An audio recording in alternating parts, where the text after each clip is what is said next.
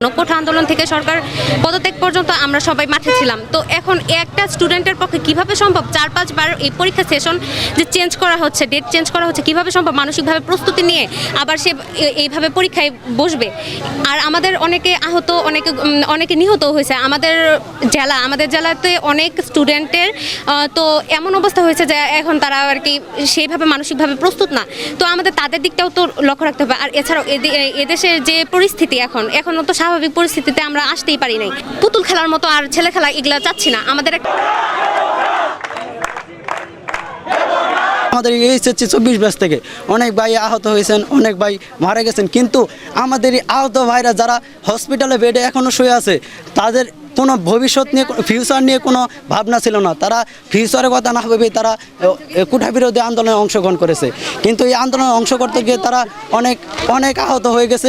কিন্তু তাদেরকে আমরা হসপিটালে বেডে শুয়ে রেখে আমরা এসেছি পরীক্ষা হলে গিয়ে খাতার ভিতরে প্রশ্নের উত্তর লিখবো, তা তো হতে পারে না। আমরা তাদের নিয়ে আমরা চাই তাদের এই পরীক্ষার বিষয়ে যাতে তাদের ফিউচারটা নষ্ট না হয়। কারণ এখন যদি এক্সামটা হয়, ওইটা এক্সাম হবে 2 মাস, রেজাল্ট দিবে 3 মাস, এমনিতে আরও 6 মাসের মতো হয়ে যাচ্ছে। সো আমাদের যে কোথাও ভর্তি হতে যায়, যারা ইন্টারন্যাশনাল পর্যায়ে পড়তে যাচ্ছে, বাইরের জন্য অ্যাপ্লাই করবে, সেশন থাকে 2-1টা, তো ওইখানে আমরা আরও পিছিয়ে যাব, আমাদের ভর্তির ক্ষেত্রে আমরা পিছিয়ে যাব। আমরা চাই আমাদের এই দিকগুলো বিবেচনা করে আমাদের মার্ক যে পরীক্ষাগুলো দিচ্ছে ওগুলোর ভিত্তিতে রেজাল্ট দিয়ে আমাদের একটা নাম্বার দেওয়া হোক, যেন আমরা সব জায়গায় অ্যাপ্লাই করতে পারি। আর আমাদের যে ভাই বোনেরা আহত হয়েছে তাদের জন্য অটো পাস দেওয়া হয়।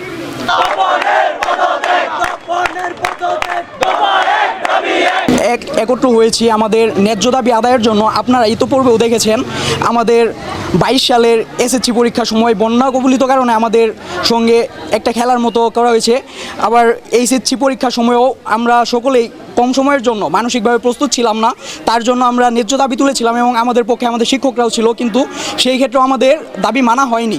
আমাদেরকে ঠিক সময় মতো ওই পরীক্ষাতে বসানো হয়েছে, কিন্তু যখন আমরা প্রস্তুত ছিলাম ওই সময় অসহযোগ আন্দোলনের কারণে আমাদের পরীক্ষা ধাপে ধাপে পিছানো হয়েছে, যার কারণে অধিকাংশ পরীক্ষার্থী, বলতে গেলে 90% পরীক্ষার্থী বর্তমানে পরীক্ষায় বসার মন মানসিকতা নাই। আর এছাড়াও আমাদের এইচএসসি 24 ব্যাচের অনেক পরীক্ষার্থী আন্দোলনে অংশগ্রহণ করেছিল, যারা বর্তমানে গুরুতর আহত হয়েছে। একটাই দাবি আমাদের চাই, আমি অটো পাস চাই। কারণ অটো পাস যদি না দেওয়া হয়, এখন যদি পরীক্ষা হয়, তা পরীক্ষা হলে দেখা যাবে অর্ধেক পোলাপান যদিও পরে তাদের মন মানসিকতা একদম নাই।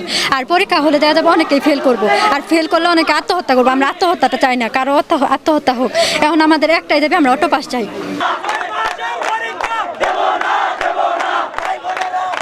আহত হয়েছে এবং হসপিটালে ভর্তি, তাদের এই অবস্থায় রেখে আমরা যদি পরীক্ষায় অংশগ্রহণ করি তাহলে সেটা হবে আমাদের জন্য লজ্জাজনক এবং তাদের প্রতি আমাদের অবহেলা। আমরা এটা কোনোভাবেই চাই না যে আমরা আমাদের ভাই সহপাঠীদের লজ্জিত করি এবং পরীক্ষা বসি আমরা। তাই আমরা সকলেই চাই এটার দ্রুততম একটা সিদ্ধান্ত সরকার থেকে আসুক, যারা অপর মহলে আছেন তাদের থেকে একটা দ্রুততম সিদ্ধান্ত আমাদেরকে দেখ, এবং যারা অসুস্থ আছেন তাদের প্রেক্ষিতে তাদের দিক বিবেচনা করে সিদ্ধান্তটা যেন আমাদের ফেভারে আসে, তাই আমরা আশা করি। ধন্যবাদ।